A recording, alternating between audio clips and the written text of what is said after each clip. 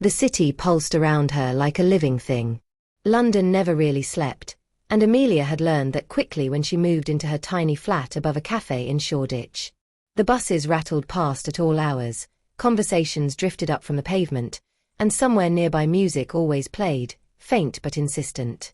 She had come chasing change, a fresh start after a relationship that ended with more silence than words, but she hadn't expected the city itself to feel like a heartbeat under her skin.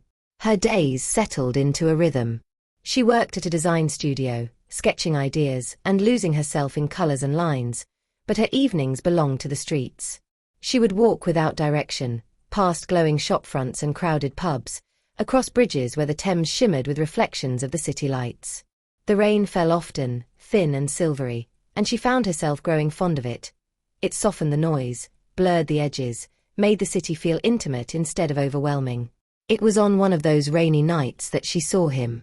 He stood under the arch of a bridge, his guitar balanced on his knee, his voice carrying through the drizzle. It wasn't polished, not the kind of sound meant for studios, but it was raw, beautiful, the sort of sound that made people stop without meaning to. Amelia found herself pausing, the umbrella in her hand tilting forgotten as she listened. He looked up mid-song, catching her gaze. His eyes were dark, not easily defined, but they held warmth, and when he smiled it was quiet, almost shy.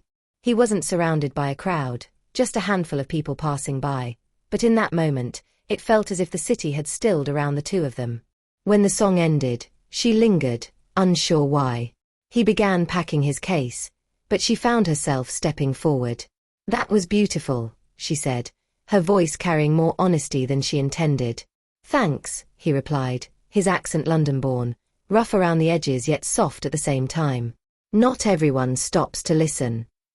"I'm glad I did," she answered, and she meant it. From that night, Amelia noticed him more often. Sometimes he played near Covent Garden, sometimes by the river, and sometimes right beneath her street. Each time, she stopped. Each time, he smiled when he saw her. Slowly, words followed the smiles, small conversations about music, about the city, about nothing in particular.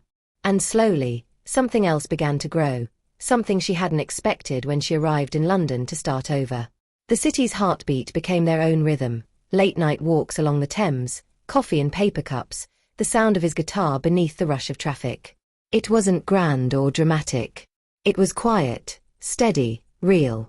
And Amelia realized that sometimes love didn't arrive like a storm.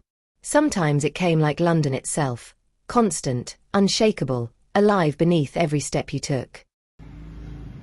Watching my channel, like and share. Thank you so much.